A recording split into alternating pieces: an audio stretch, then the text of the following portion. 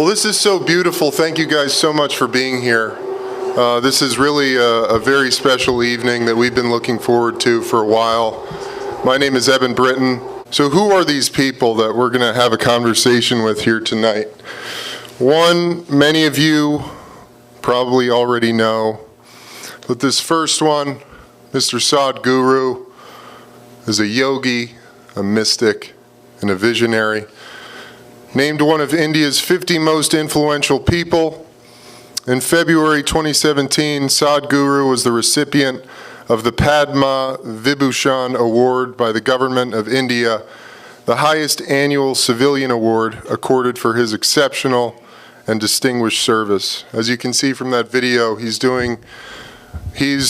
ignited incredible movements for our environment, and his work is incredibly important in this day and age. Established in 1992, his Isha Foundation, a nonprofit, volunteer-run organization operating in more than 300 centers and supported by over 9 million volunteers worldwide, offers powerful yoga programs for inner transformation and inspiring social outreach initiatives. I highly recommend his New York Times best-selling book, Inner Engineering, which provides incredible insights into the ancient yogic sciences, making them incredibly relevant and easily digestible for our contemporary minds, while offering powerful methods for self-transformation. It's an honor to be able to sit up here to moderate this conversation. So if you will now welcome Sadhguru.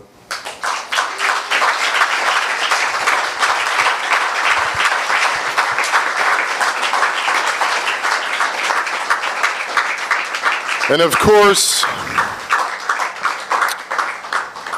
the man who's made all of this possible, my good friend, business mogul, founder and president of Tyson Ranch and cultural icon. Tony Robbins once called him the ultimate redeemer, a man I am privileged to call my friend, Mr. Mike Tyson.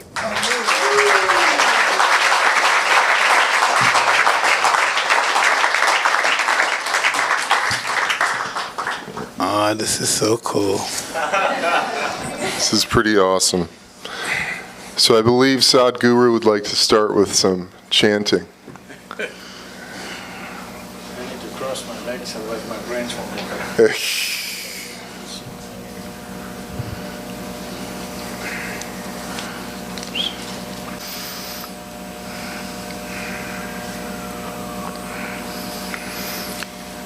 Jananam sukadham maranam karunam milanam maduram smaranam karunam kalavashadiha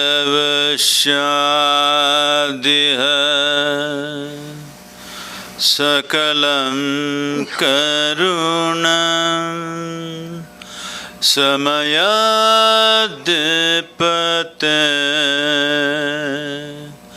akilam karunam.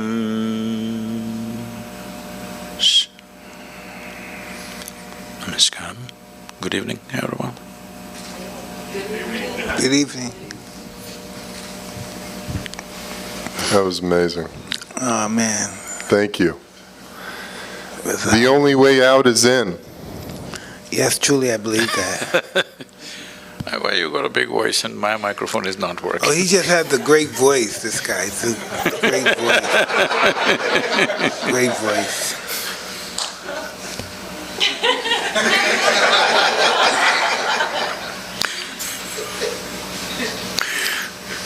May we begin? How is it? Is your mic okay? As long as it's not about, I'm okay. There it is. There it is. So tell me, what do you think you're here for? What would you think I would want to talk to you about? I'm sure you did research on me, my life and who I am and all that stuff. But what would you think I want to talk to you about? What would you think I would want to listen to you for?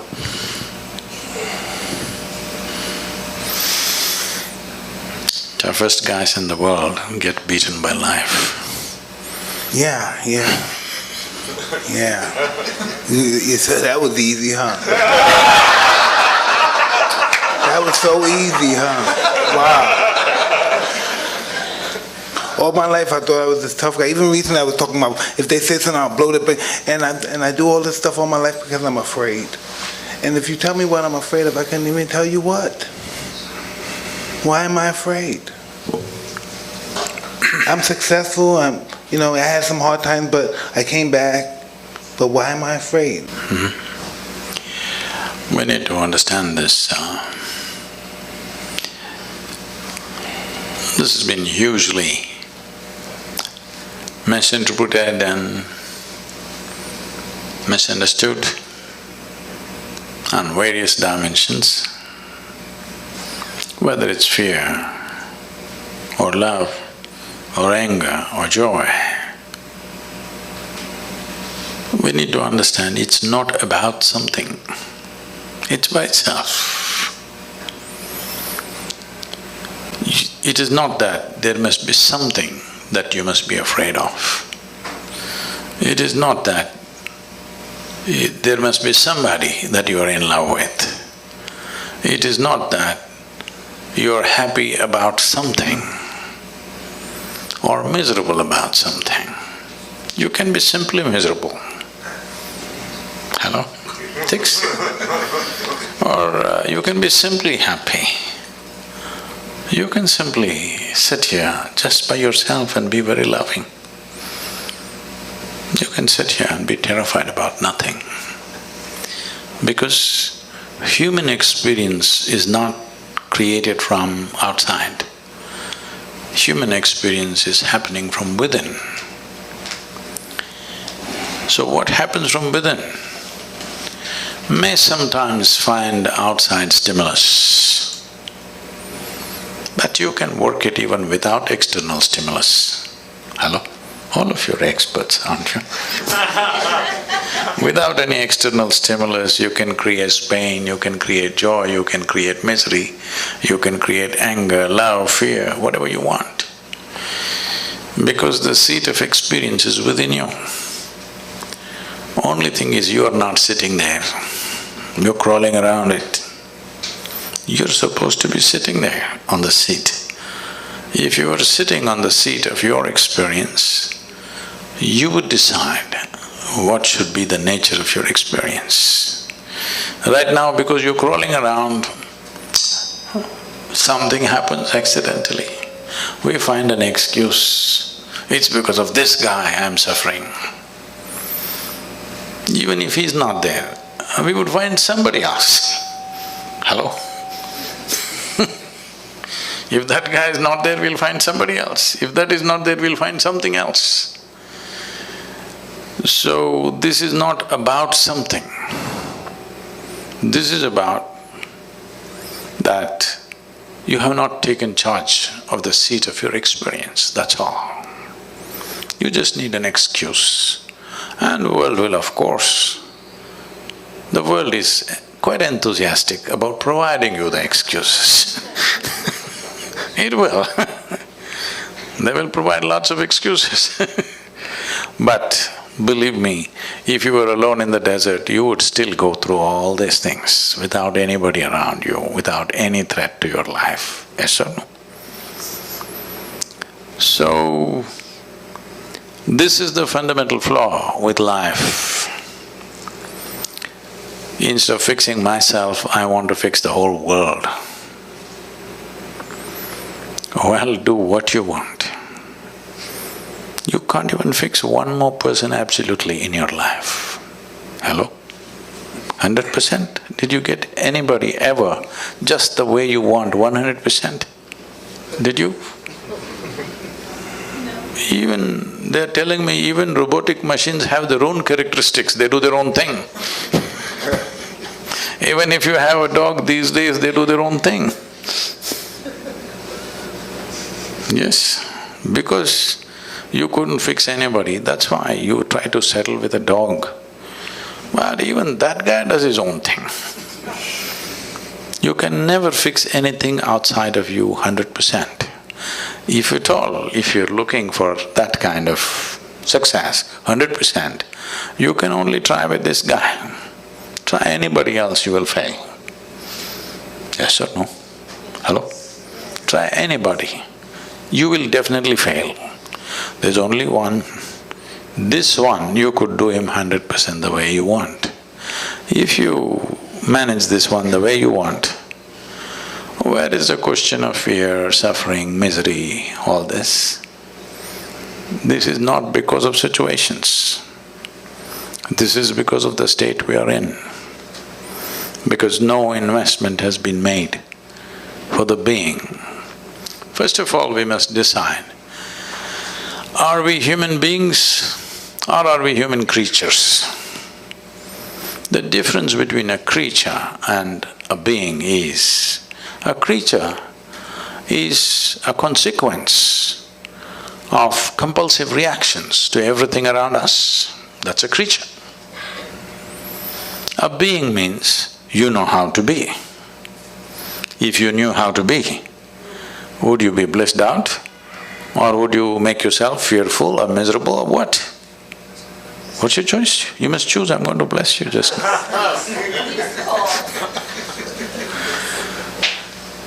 Definitely, highest level of pleasantness, isn't it, for yourself? What you want for your neighbor may be debatable, but what you want for yourself is very clear, highest level of pleasantness.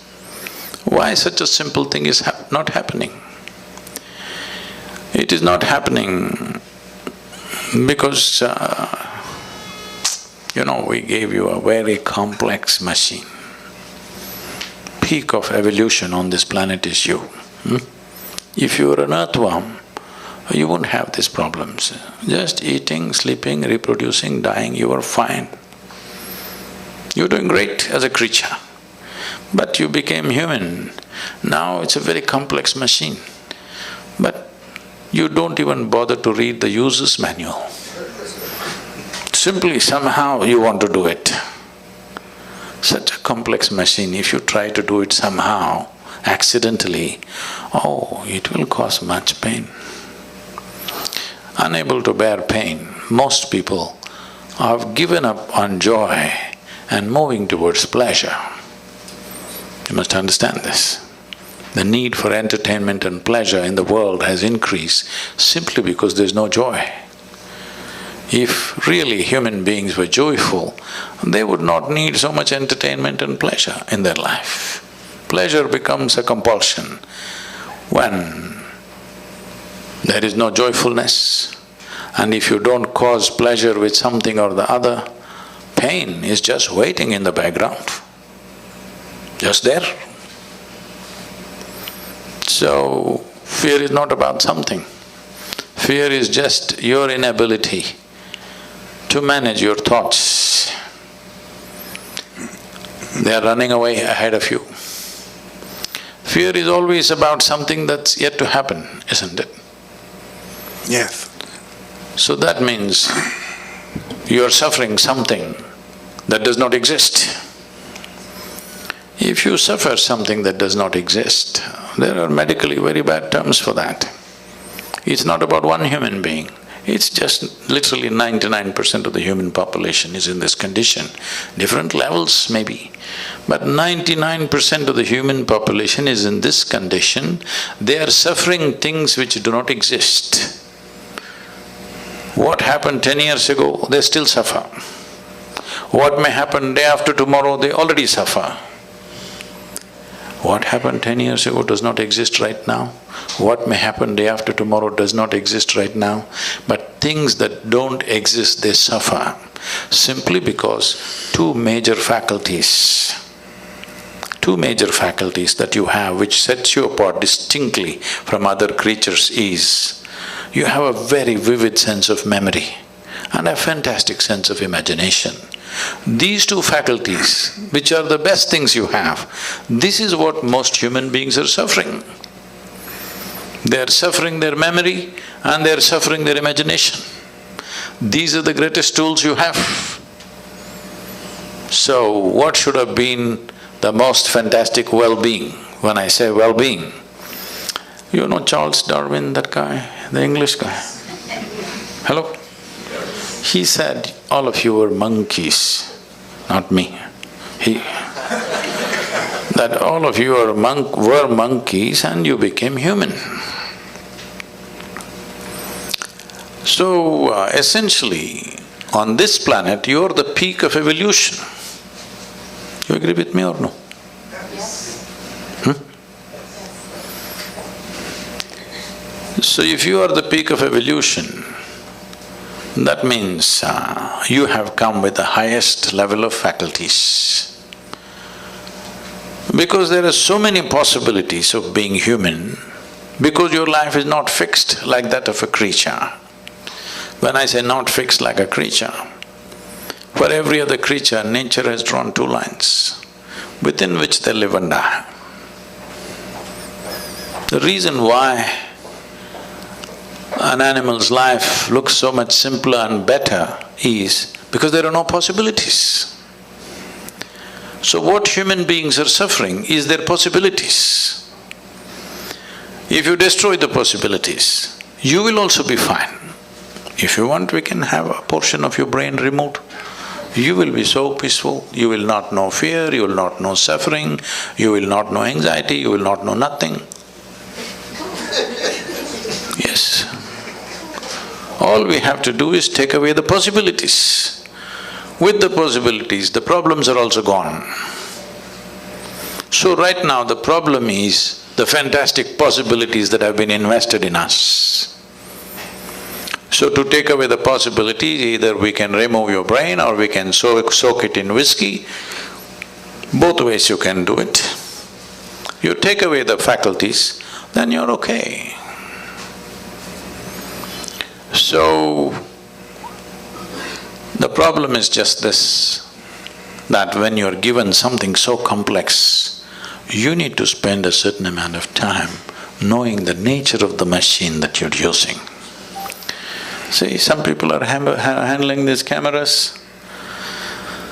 That's not a spacecraft.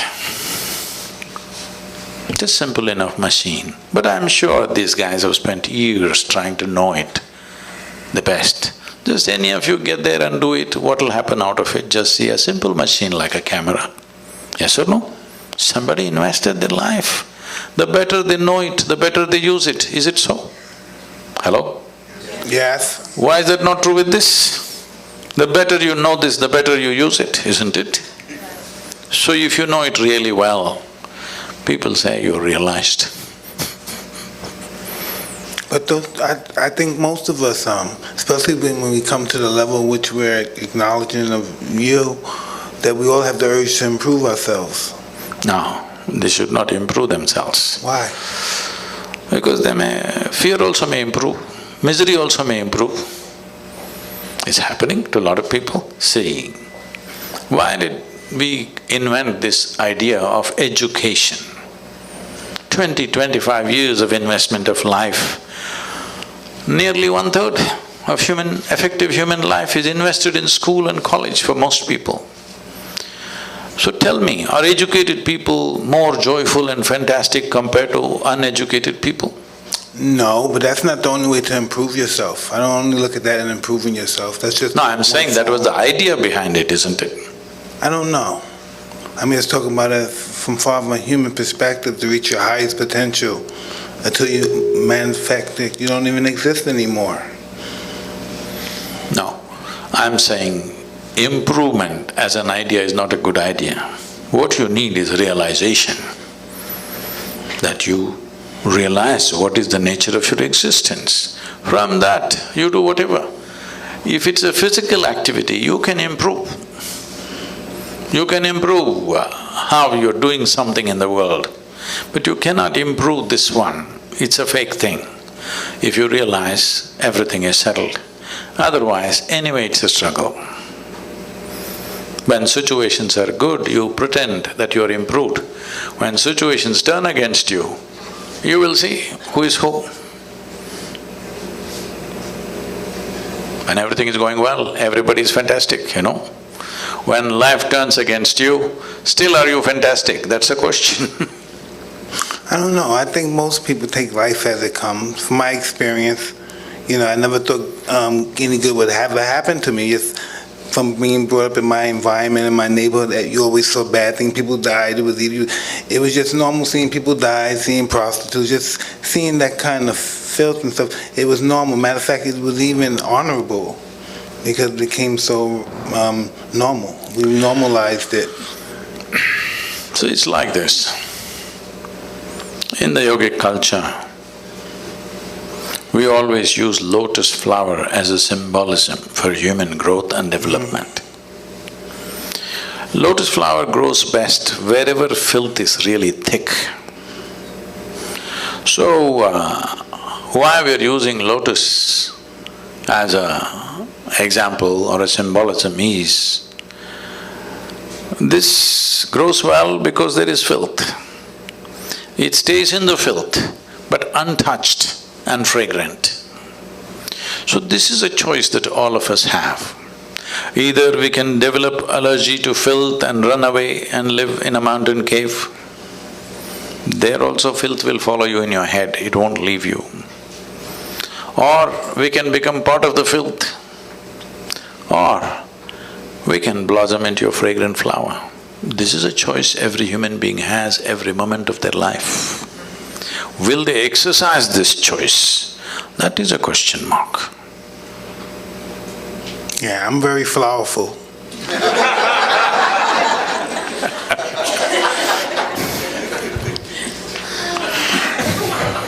Right? Definitely, man. You definitely are. Sadhguru, how does one begin to read the user manual? So, user's manual means there is a systematic way of observing simple things. When I say simple things, it is a fact that what you call as myself right now is largely the physical body. This is an accumulated dimension of who you are. You gathered it over a period of time, isn't it? It's a food that you've eaten, it's just slowly gathered. So this is called as Annamaya Kosha, that means this is a food body. So what kind of food you're putting into your system has a consequence. Well, everybody may grow up like that, but the question is it fulfilling the purpose of being a being, human being, not a human creature? Is it supporting your nature of being a human being? That's a question. Well, when it was a question of survival, we ate whatever came our way. That's a different matter. But now survival is taken care of, it's a time that we need to pay attention. If we want to be human being, what kind of body should I possess? Will it support my being or will it make me into a reactive process? All creatures, nothing wrong with them. You take a tiger or an elephant or a snake, nothing wrong with them, they're perfect creatures. Only thing is limited possibilities, isn't it? Hello? What else is wrong with them? Nothing is wrong with them, they're just fine. It's just that limited possibility. You got promoted to be a human being, this simply means enormous possibilities. If possibilities are not harnessed and explored, you have enormous problems. What you are experiencing as problems are actually possibilities nudging you to explore. When you don't, they will freak you, and they should, because otherwise you may slip back in the evolutionary scale. It can happen to any human being. So, one thing is the physical body. Of course, you have a thought process, you have an emotional structure, or let's say the psychological scape. Mind is not just in one place. Every cell in the body has its own intelligence and memory. Actually, in every cell in your body, there is more memory and more intelligence than your entire brain put together. Even million years ago, how your forefathers were, even their skin tone, your body still remembers, isn't it? So the amount of memory that is there in every cell in your body is far bigger than what you hold in your mind. Even if it comes to the complexity of what every cell, the activity that it's performing, your brain is nowhere capable of managing that. So, we don't see intelligence or mind as one place, the entire body. So this is a body of intelligence. Because people have gotten trapped in their own thought process, they think intelligence is only here. This entire system is full of intelligence, isn't it? Do you know how to manage your kidneys? I'm asking you. You know. Drink a lot of water. No liquor. That doesn't solve everything. Oh, man. Many water drinkers have died too soon. I'm asking, the complexity of any one organ, are you able to manage consciously? No. It is Why so… do we believe we can, though? Huh? Why do we believe we can? Because we are full of bullshit. Yeah. We're pretty delusional, pretty much. Yes. Everything that we do not know, we want to believe.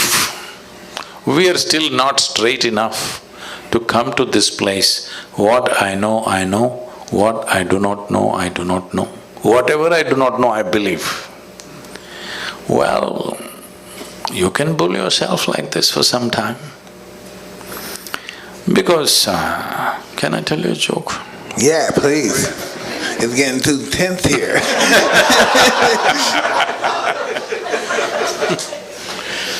So this happened, a bull and a pheasant were grazing upon the field. The bull was chomping on the grass and the pheasant was picking ticks off the bull, partnership. There's a huge tree at the edge of the field and the pheasant looked up at the tree very nostalgically and said, "Oh, alas, there was a time I could fly to the topmost branch of the tree. Now I do not have enough strength in my wing even to get to the first branch." The bull very nonchalantly said, "That's no issue. Just eat a little bit of my dung every day. You will get to the topmost branch of the tree within a fortnight." The pheasant said, "Oh, come on, what kind of rubbish is that?" The bull said, "Really, try it and see, the whole humanity is on it." So the pheasant started pecking at the dung, and lo, on the first day itself he reached the first branch of the tree. Within a fortnight, he did hit the topmost branch of the tree. He went and sat there on the topmost branch of the tree, just beginning to enjoy the scenery. The old farmer who was rocking on the rocking chair saw a fat old pheasant sitting on top of the tree. He pulled out his shotgun and shot the bird out of the tree. The moral of the story is, many times even bullshit can get you to the top, but it never lets you stay there.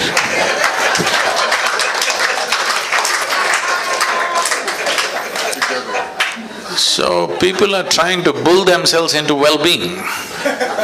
Somehow, tell yourself funny, fanciful things and feel good for some time, but full of fear.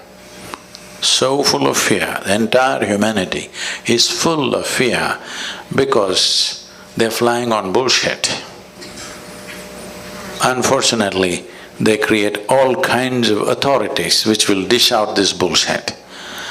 A time is coming, a very good time is coming, where human intellect has fired in such a way that anything that is not logically correct, most people cannot digest anymore. Slowly we're getting there. So a time is coming when truth will be the only authority. Authority can never be the truth in future. So good times are coming. It's just that we must hurry it up so that it happens in our times. Hey, where are you from? I don't know, but when I come to United States, every time I stand near the immigration lines, they make me stand in a line which says resident alien. Oh, man. No, you told me you're from that town in India. Where that… far from the Taj Mahal you were telling me earlier? About Where you from? the town? India, yeah. Oh, Mysore. Mysuru, it's called today. Yeah. How did you get on your path? I thought I'm in a chair. No. How did you get on the path to meeting people like this, like us? How did we get engaged? How did you start doing this? What made you believe you can do this? Again, you're talking about belief. Let me clear that first. See, belief means just this. I believe in this or that means I don't know, but I'm bullying you. Why can't I say I don't know? What's the problem? I do not know is a tremendous possibility in human life. If you see I do not know, naturally the longing to know will come, seeking will come, the possibility of knowing will come. Whatever I do not know, I believe, that means you will never know, you will just go on with your own stuff. So this is why believers always need a flock. But the moment you become a seeker, you become alone. Because if you are the only person who believes something on this planet that nobody else believes, you will feel like a bloody fool. You need 25 people around you who believe the same thing. Now you say, hey! All kinds of rubbish. But when once 25 people gather around you and all of you believe the same thing, boo! Confidence without clarity will come. Confidence without clarity is a great disaster that is unfolded upon humanity. It's mainly because of belief systems, mainly because people have become unwilling to see what I do not know, I do not know. What is the problem? So, in the yogic culture, we evolved a method. We always identify with our ignorance, never with our knowledge. Because in this cosmos, nobody knows where it begins, where it ends. In our perception at least, it's a limitless space. In this space, even if you grant all the libraries on the planet and pour it into your head, still what you know is just a speck in the universe. If you identify with that speck, you will become that speck. Because whatever you identify, you become that, isn't it? But our ignorance is boundless. If you identify with your ignorance, you will become boundless. So, what I am doing is not because of my confidence, because of clarity. I don't have any clarity. I just know what I want and I see it and I consume it. But I don't look at it from a clarity perspective, I don't look at it from a educational perspective. I just know I have to have that in order to establish my life the way I would want it to be. I just don't have no understanding of it. I just know it has to be possessed by me in order to function the way I would like to function. See, clarity is on various different levels. Well, you've been in a sport where if you did not see things clearly, you were down, licking your own sweat and blood. There was clarity, otherwise it wouldn't work. The clarity of why I'm existing, not the clarity of why I'm fighting as a child. No, I'm just saying, clarity is at different levels. Yeah, exactly. I'm saying, any sport for that matter, without clarity you wouldn't be able to function. So, without clarity, there is no successful action in anything. Now, if we are talking about clarity about life itself, have we paid attention to life, first of all? First of all, where is life? These days, if somebody says, my life, you will have to sieve through many things. They may be talking about their dog. They may be talking about their husband and wife. They may be talking about their children, they may be talking about their career, they may be talking about their wealth, they may be talking about their car. We don't know whether they may be talking about their property, their home. We don't know what they're talking about when they say, my life. So let me make this very clear. You have a body, you have a thought process and emotion. But to have all this, fundamentally you're alive, isn't it? You're alive with many accessories. But right now the accessories have become larger than the life itself. Once the accessories become more important or significant than life, then of course everything is topsy-turvy. If you have to walk on your head, it's difficult, of course, because that's not the way life is designed. If you were designed to walk on your head, it would be okay. But you're not designed to walk on your head, you're trying to walk on your head, it's hard. If something happens, people suffer. If nothing happens, they will suffer. If they're poor, they suffer their poverty. You make them rich, they'll suffer the taxes. They're not educated, they suffer that. Put them to school, endless suffering. Not married, they will suffer that. Get them married. I did not say anything.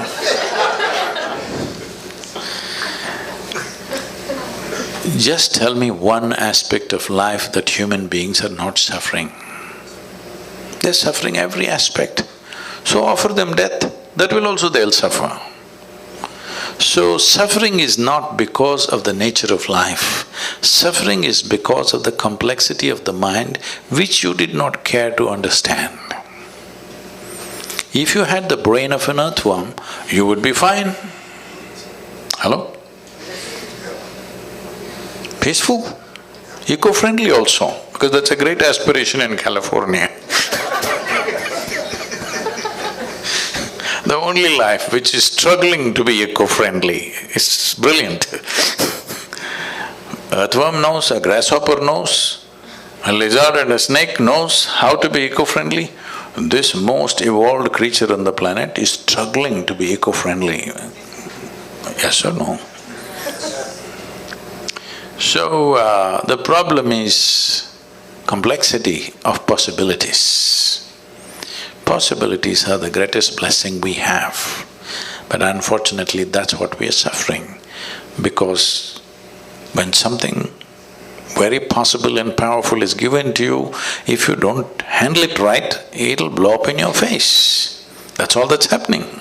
How do you know how to handle it? That's why I'm here. All right.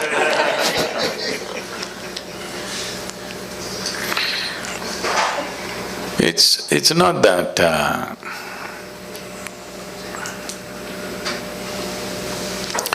it's not that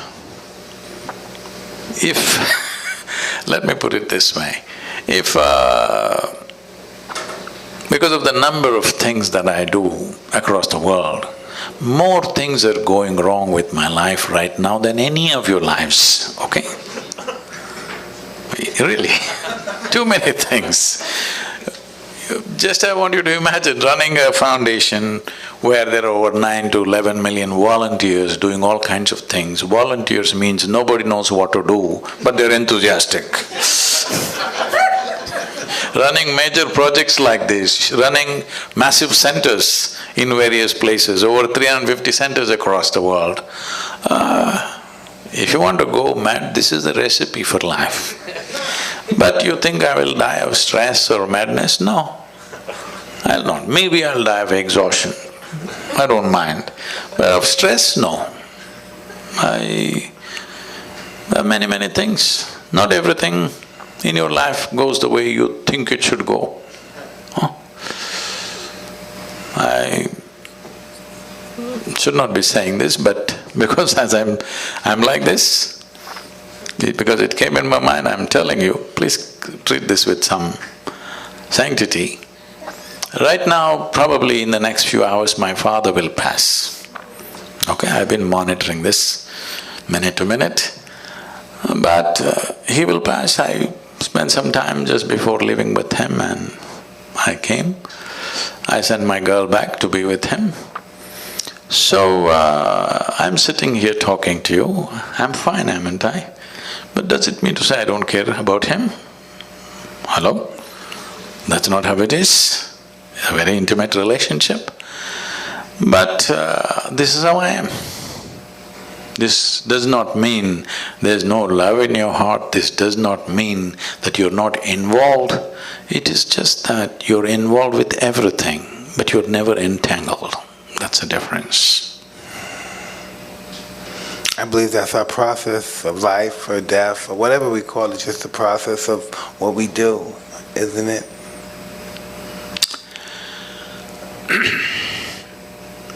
See, the most compulsive thing in most human beings is they want to draw a conclusion about everything. Because without drawing conclusion, they will not feel confident about anything in their life. They must draw a conclusion. Oh, she's good. Oh, she's okay. She's not okay. He's all right. That's so not good. I love this person. I hate this person. This is my friend. This is my enemy. Every kind of conclusion. Conclusion means, essentially, what is the conclusion of your life? Death, isn't it? Every time you conclude, in some way you die, you must know this. You know, I can take you back. Are there religious people? Hello? Are you? Religious people?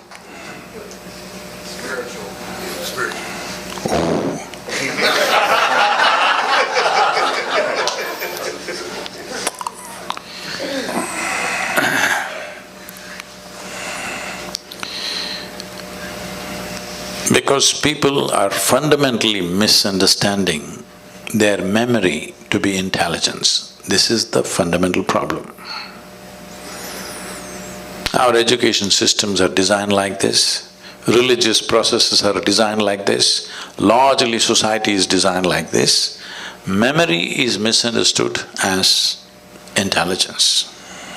If you went to school, I didn't go much, nor did you, both of us are lucky that way. You're right. But when I went to school, what I saw was people memorize everything, and on a specific day, which is called examination day, they'll go and puke it there. If they puke really well, they are great. You get great score. I puke little. I never puked at all. I never puked at all. You never puked? Never, not even 1 minute. I puke little. But those who puked everything were number one out there. So this is not just in a classroom, everywhere this is built. We are misunderstanding memory as intelligence. As I said earlier, great times are coming when your memory will mean nothing, because there is a simple phone in my machine which has more memory than all of you put together. Hello? So your memory will mean nothing. But if you lose that phone, your memory will be in trouble too. No, we can have it implanted in the skin. Okay. Yeah. So, what we thought as great value, I wanted to understand how this world has been built, these civilizations and cultures have been built. There was a time when nobody could read, all right? So one guy comes and he opens one book, he's got only one book all the time. Well, if you read 10 books, you become a scholar. If you remember 10 books, people say you are a PhD. If you know one book, you become a representative of God. How's this? Forever it's been happening, this will not work in the future. Because my phone will recite all the scriptures put together at one time. Yes, it will. Yes or no? Just because the guy knew how to read, he was acting like a representative of God. Suppose I came to California 1,000 years ago on a bicycle, when nobody had seen a bicycle, you don't know what it is. I came riding on these two thin wheels. Wow! I came and parked here and said, I've just come from heaven on this special God-given vehicle. You would all bow down. So after I finish my whatever bull with you, when I want to go and rest, I take away the front wheel and sleep on it, because if any of you learn how to ride, then my heavenly status will go. But a local brat who's good for nothing took this bicycle with single wheel and started riding it all over the place. Now I'm in trouble. This is happening. The Google lady will recite every scripture that you want. We don't know who the hell she is but she can tell you anything you want. She will tell you the meaning also, interpretations also, yes or no? So, just in many ways, because human beings by themselves did not do it, because people did not do it consciously, I think in many ways the technological developments are going to end. A whole level of nonsensical things that have been happening just because somebody remembers something, somebody can recite something, they were elevated, all this will go. Very good times. But in the meantime, when one level of what we believed collapses, and before you attain to clarity, there is a danger. One thing that's happening is, in the world, heavens are collapsing. 100 years ago, how many people believed they are going to heaven? And today, how many people believe they're going to heaven has come down dramatically, isn't it so? So, is it okay? Good, yeah. Real good. This happened in Alabama. Well, a Sunday school teacher was going full fire. This is Alabama. Full fire. Unfortunately, the audience were not like you, they were all tiny tots. Catch them young policy. In his rhetoric, he stopped and asked, what do you have to do to go to heaven? Little Mary in the front row, she's always in the front row, said, if I scrub the church floor every Sunday morning, I will go to heaven. Absolutely. Another little girl stood up and said, if I share 50% of my pocket money with my less privileged friend, I will go to heaven. Correct. Another little boy stood up and said, if I help those who are in need, I will go to heaven. Correct. Little Tommy in the back bench stood up and said, you gotta die first.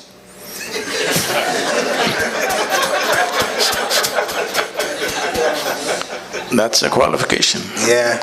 You got to die first. So when we die, depending upon your culture, we will either bury you or burn you or cut you and throw you to the birds.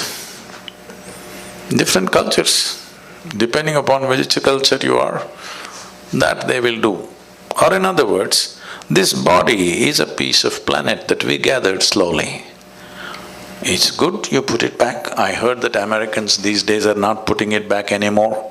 They're building a concrete grave and an aluminum casket. Even when you're dead, you don't want to be eco-friendly. What is this? At least when we die, we should put this goddamn body back into the soil. Absolutely. That's where it came, that's where it should go. But even that they're not doing. Huh? And let the bugs eat it. Some people are planning to take it to Mars. Anyway, you left your body here and went to heaven. What is in heaven? You know what's in heaven? You don't know? You should know these things. In the Hindu heaven, Food is very good. Good food. Indians, Lives are invested in cooking and eating. In the other place, there are white gown ladies floating around in the clouds. If you like that kind of ambience, you can go there. In another place, you will encounter virgin problems. If that's what you're looking for, that's fine too. Only problem is, you went to heaven without a body. What do you do with good food and virgins, I'm asking? Hello? These are all problems you have when you have a body. Once you don't have a body, what do? Food, if you put it here, it'll fall down. Hello? Now, if you ask these questions, heavens will collapse. Heavens are collapsing. I think nearly 70% of the heavens in human mind has collapsed in the last 50 years. What do you think? Huh? And anyway, let me ask you this. Do you have any proof that you are not already in heaven and making a mess out of it? Do you have any proof? You're already in heaven, but making a mess out of it.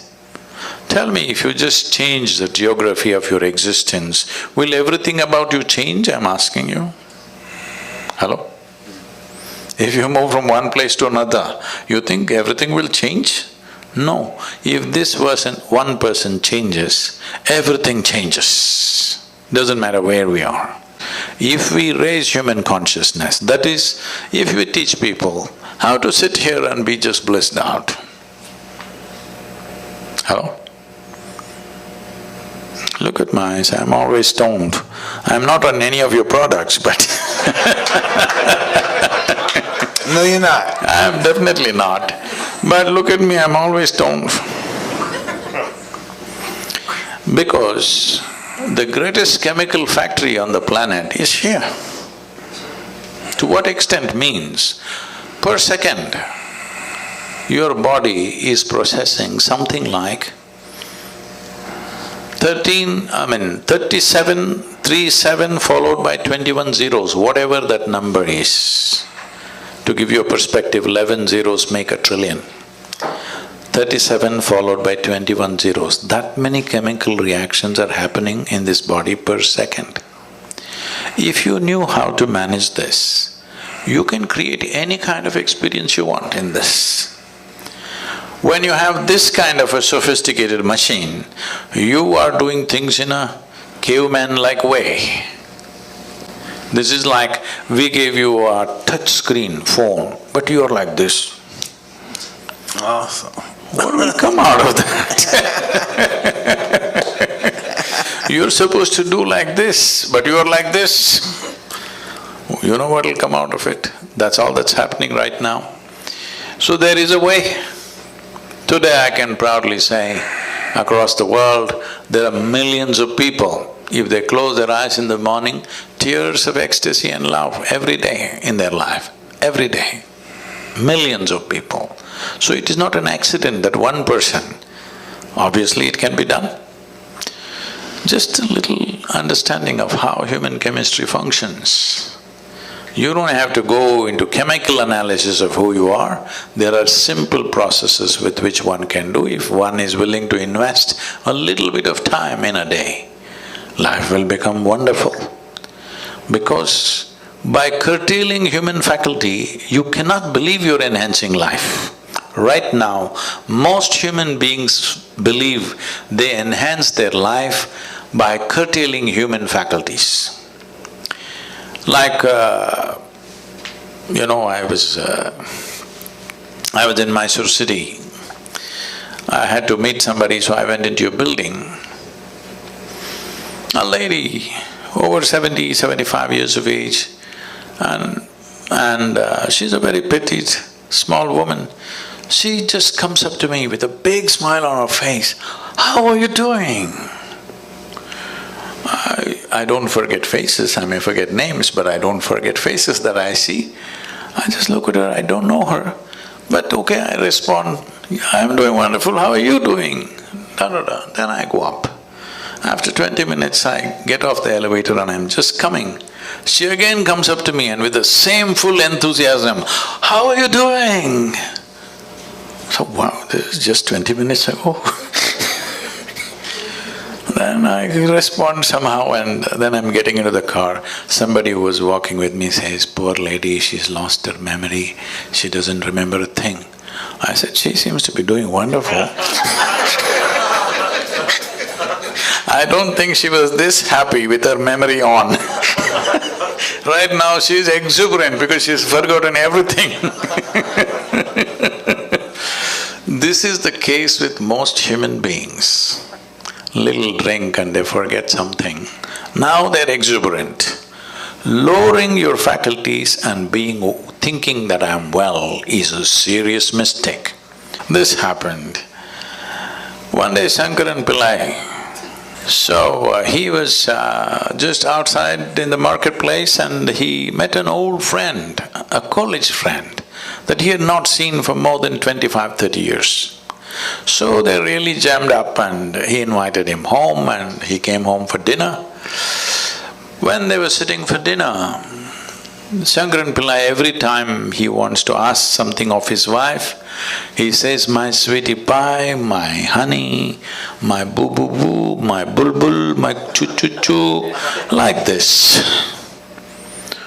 After the dinner is over and the chat is over, the friend is leaving, the Shankaran Pillai came to the door to see him off. He said, you're really having an amazing life. Me and my wife can't even talk to each other properly. Every time you refer to her, all this sweetie, honey, choo-choo-choo, boo-boo-boo, all this stuff, you're really having an amazing life, aren't you? Shankaran Pillai said, are you crazy, man? 7 years ago I forgot her name.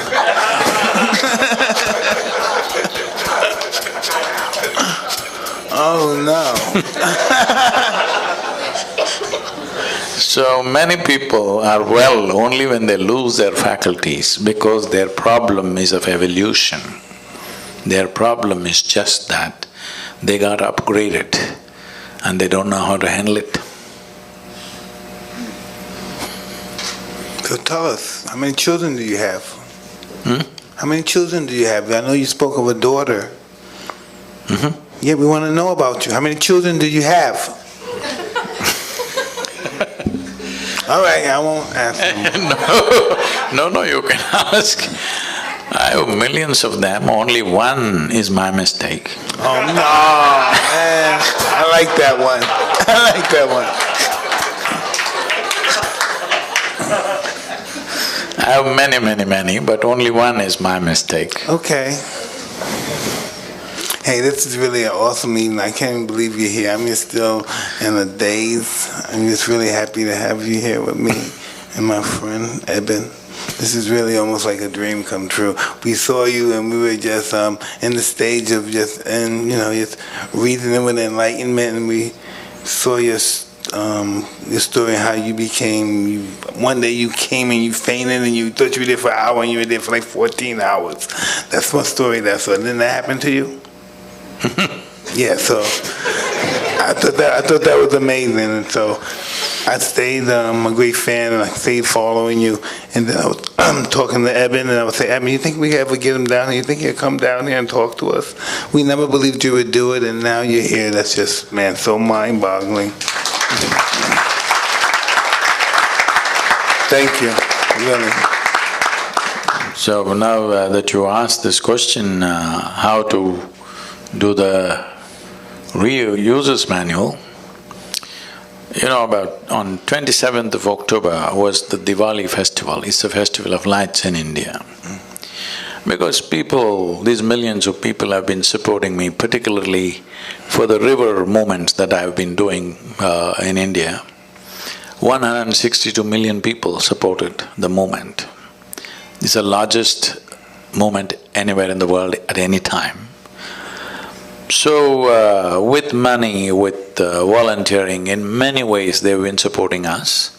So I thought on the festival day, let me offer them a gift. And I said, on the Diwali day, if you register in engineering online, which normally costs $150 per person, I said it's free on this day for you. Whoa, 740,000 people registered. It's cost me a few $1,000,000 now. Now, how do you feel about that? How does that make you feel? It's fantastic that so many people were waiting to do it. So now I'm still in the same mode. So for all of you who are here today, we'll offer in engineering online free if you register before midnight today. That's the user's manual. I want you to understand, life is a certain exuberance of energy and a certain amount of time. This is all we have, a certain amount of time and a certain amount of energy. Do you have anything more? Rest is all imagined, isn't it? So this time is simply rolling away for everybody. We may think of many things, but actually time is just rolling away as you sit here. Since you came and sat here, you are 2 hours closer to your grave, yes or no? Hello? All of us. So you can't hold it back, you can't roll it back, time is just going. So the only thing you can manage is your energies. If you keep it phenomenally exuberant, you will know life with a certain intensity. If you keep it low, you will know life in a minimal way. So now this choice is yours. Now let's say time is passing, as the day passes into night, you'll feel a little sleepy. Why? Your energies are like… Now you fell asleep.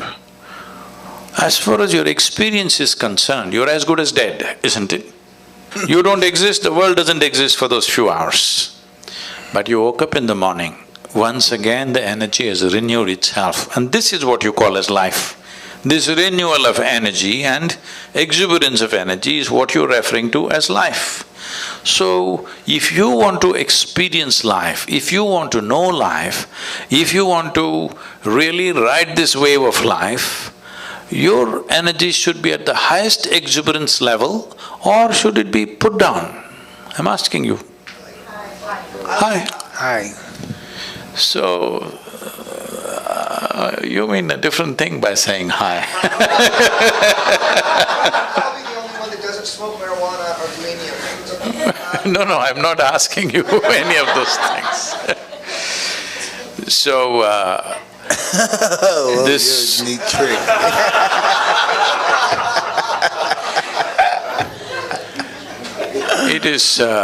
It is just that most people need all the time looking for rest, vacation, break from everything, simply because they don't know how to manage their thought and emotion.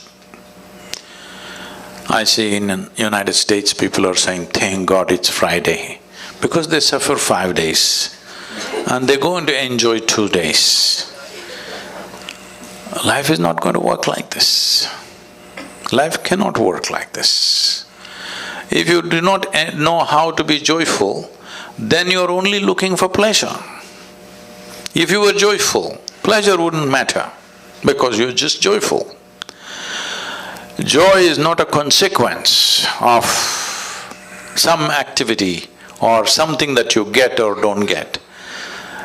Joy is an ambience that is necessary to live life.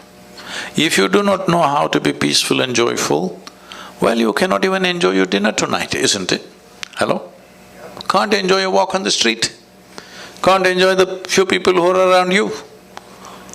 You cannot enjoy anything, you need all kinds of stimulus to find a little bit of pleasantness within yourself. When I say pleasantness, let's understand this. If this body becomes pleasant, we call this health. You want this or no? Yes. You must choose, I'm going to bless you. Yes. You want this body to be pleasant or no? Yes, yes. If it becomes very pleasant, we call it pleasure. If this mind becomes pleasant, we call it peace. If it becomes very pleasant, we call it joy. If these emotions become pleasant, we call this love. If it becomes very pleasant, we call it compassion. If these life energies become pleasant, we call this bliss. If it becomes very pleasant, we call this ecstasy. If our surroundings become pleasant, we call this success. Only to create pleasantness in our surroundings, we need the cooperation of various people and forces around us. But pleasantness of body, pleasantness of mind, pleasantness of emotion and energy is 100% your business. Yes or no? I agree. So, if you want to make this your business, before midnight you must register for In Engineering Online. It's free, otherwise tomorrow morning you can pay and register. Oh, man. That's awesome. Well, this has been such a treat, and before we wrap this thing up, we have time for a few questions. All right. Not you, them. No, I'm just checking if you want. Hi, thank you so much. Sadhguru talked about the Annamaya kosha, which is the body kosha. There are 5 koshas in the applied yogic sciences, which work the entire system of the body, from the mind to the heart to the breath to the energy. I need all that. And the heart. There are thousands of years of manuals, from classical yoga, which is just meditation, to hatha yoga, to the tantrika, that provide ways of being that Sadhguru has expressed the top of tonight. So it's not an abstraction at all. It's just like what you guys do on Hotboxing, which is break down how you get to the soul of yourself by moving through your ego, by practicing goodness towards others. So that's real tough too. It's a difficult process. For me it was, for me. No, the thing is this.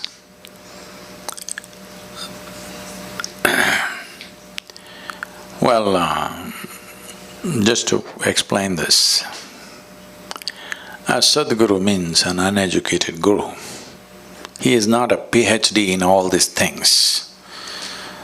He is unread. I don't know any books. I just know this piece of life from its origin to its ultimate nature. If you want to know life, the only life that you can know is this life. You cannot know another life because you can only experience this one. Can you experience something else? You can only experience this life, if at all, if you experience. So, if you want scholarship, there are many things. But if you want realization, in is the only way out. He's already been espousing that.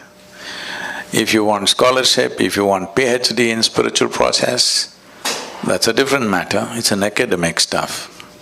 But if you want realization, in is the only way out. Why do you think there are books about life? You should read a book about life only if you are not alive. Suppose you are not alive, then to know about life you must read a book. When you are the life, hello? The only thing that you need to do is turn inward. Inward means what? Right now the only way you are perceiving anything is through the 5 senses of seeing, hearing, smelling, tasting and touching. This is the way you know the world. None of these things are geared to turn inward. You can't roll your eyeballs inward and scan yourself. You can hear this, but you can't hear so much activity that's happening here. If an ant crawls upon your hand, you can feel it. So much blood flowing, you cannot feel it because the sense organs are essentially outward bound. So, to turn inward, you need a different faculty. To activate that, to engage in that is the most important thing because life is very brief. Only miserable people have a long life. If you're joyful and exuberant, it's a very brief life. Yes, it's very, very brief. Have you noticed on a particular day, you're very happy, 24 hours, poof, went up like a moment? You're a little depressed. 24 hours feel like 10,000 years. Hello? Because only miserable people can have a long life. Otherwise, it's a very brief life. In this brief life, the most important thing is you know the nature of your existence. Don't add all kinds of philosophies to this. This is very simple. It's like you bought a phone, a new phone. Should you read the user's manual in the first 3 days?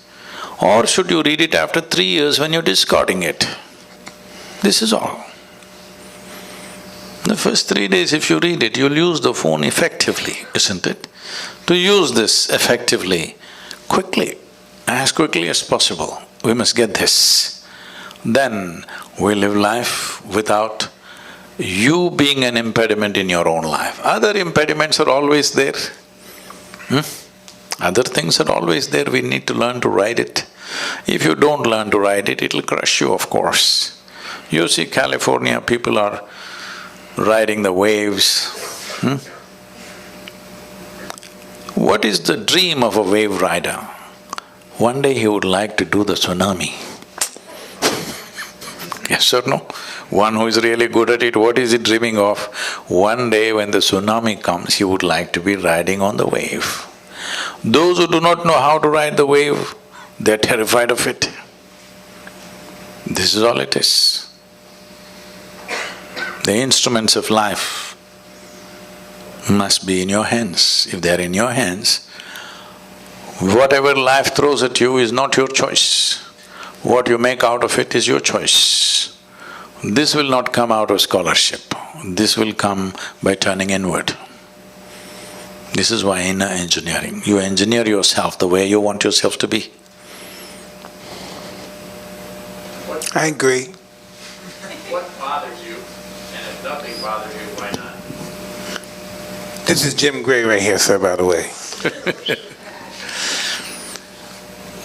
If you will make the word bother a little more clear, you mean to say why? What disturbs your peace of mind?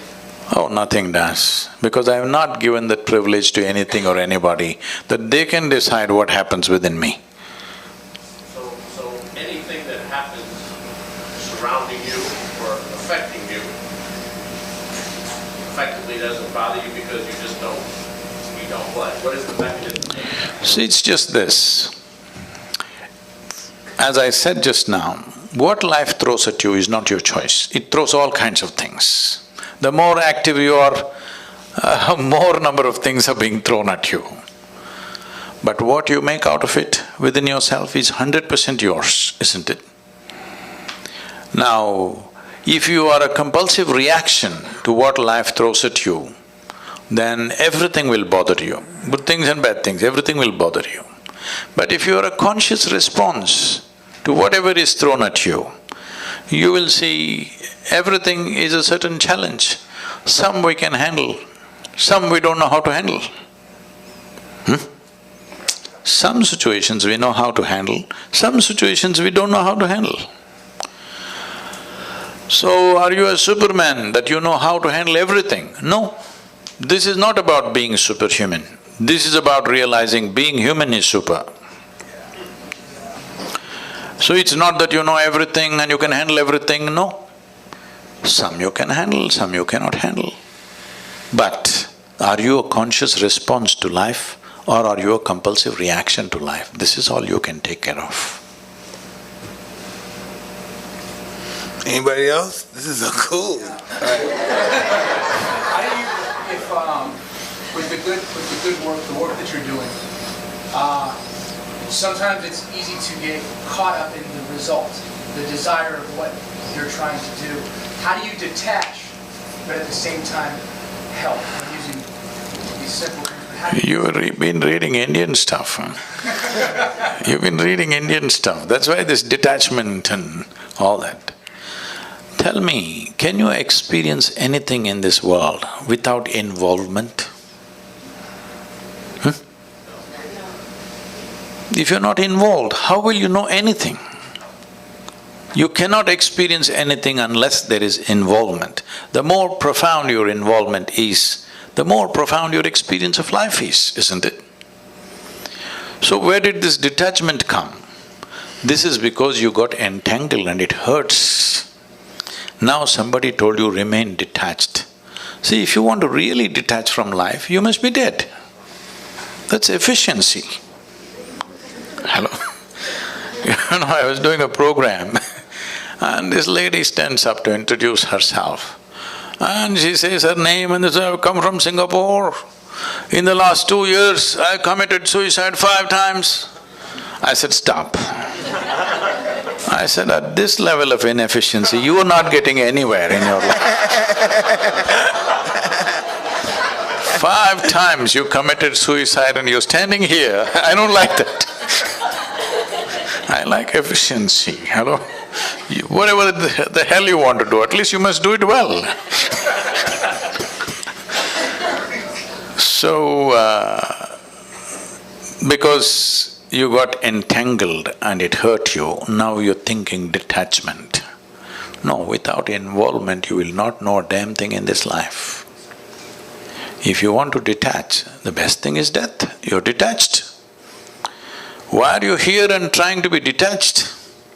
It is just that, as I said earlier, your problem is you're trying to experience something which is not yet. That is, you're having a mental diarrhea.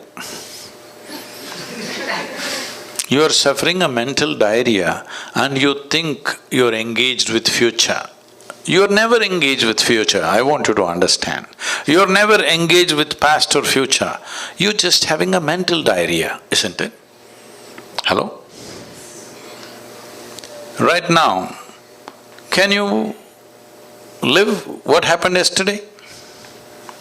No, in your mind you can have mental diarrhea and think it is actually happening again.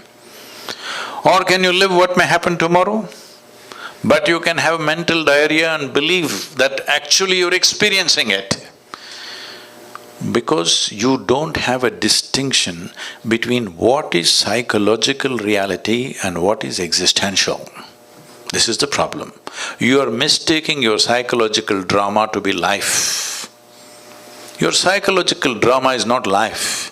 Right now, unfortunately, a whole lot of human beings have gone into this, they misunderstand their thought and emotion as life.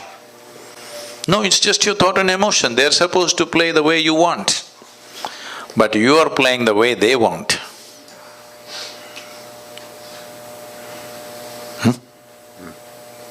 Just little out of control, that's all. Don't weave a philosophy out of an ailment. I was thinking when you were saying, like on myself, like we almost, let's just go to another perspective. Of myself, what's the image of myself? What should be my illusion of myself? No, what should be my illusion of myself just as a human being functioning in the world with life? What should be my illusion of myself? Should I be a nothing or should I be glamorous, magnanimous, powerful? What should I be? See, what social qualities we need to exist here well, let us not misunderstand that as life. This is just little sense. If we are among people, we must be in a certain way, so that it works for you and me. If I do something that works only for me, not for you, you will make sure my life is miserable somehow. Yes or no? Hello? I can trust you on that, come on. If every day we are transacting about something and I make my transactions in such a way it's only beneficial for me, not for you, will you make my life miserable or no? Yes. You will. This is the nature of coexistence. So when we are here together, it's important we function in such a way that whatever we do, it benefits both of us so that this transaction can go on. Whether it's marketplace or marriage, both the parties should benefit, otherwise it'll die, isn't it? So this, do not misunderstand this understanding or this simple sense as human nature. No, this is just simple sense. If you were living in the jungle alone, you would live one way. You live with certain number of people, you will live another way. You live with a large number of people, you live completely different way. This is just simple sense of adapting to the existence we are. So, do not understand this as the nature of your life, no. This is just sense. Some people figure it out early, some people figure it out later, but this is just sense. Well, Thank you. thank you so much, Sadhguru.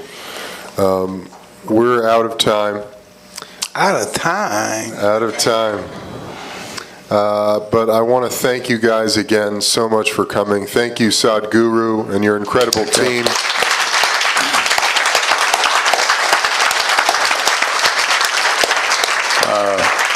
I would like to say it's wonderful to be here. I watched Mike fight way back, and this may sound little off, but at that time, there were no televisions in India. We used to get 8 mm films to play on the wall, project on the wall. So this would go cut like that, you know. He was fighting like this.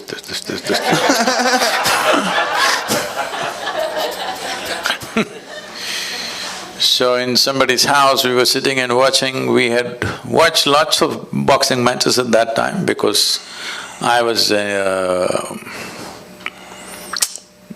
I shouldn't tell you. I was in my school boxing team. Really? Wow. You struck someone before?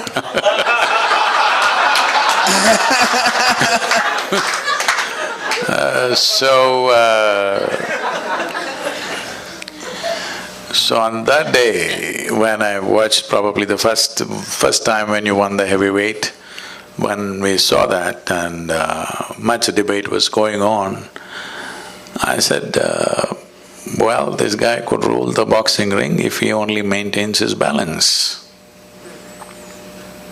Because I saw a talent which I was just watching your interview today, which I think you're that wonderful man who took you up and transformed a street brat into your champion. Yes, he did. Yes, he did. He did. So he saw the talent too, I'm sure, and that's why he invested himself. It's fantastic. It's just this. Every human being, many things are hidden within every human being. Not everybody, unfortunately, gets the situational opportunities to shine. It's happened wonderfully in your life. Well, other things have happened. Though you came up with utmost disadvantage, you turned that into a phenomenal advantage in some way. But I hope the next part of your life will be more enlightening and more contributing to everybody's life, because whatever talents we have, whatever intelligence we have, whatever capabilities we have, they will find maximum benefit to ourselves and to everybody. Above all, balance. If that one thing is there, everything else will find expression. If we lose that one thing, our talents and our capabilities unfortunately will turn against us. Right now, human beings are only suffering their own intelligence.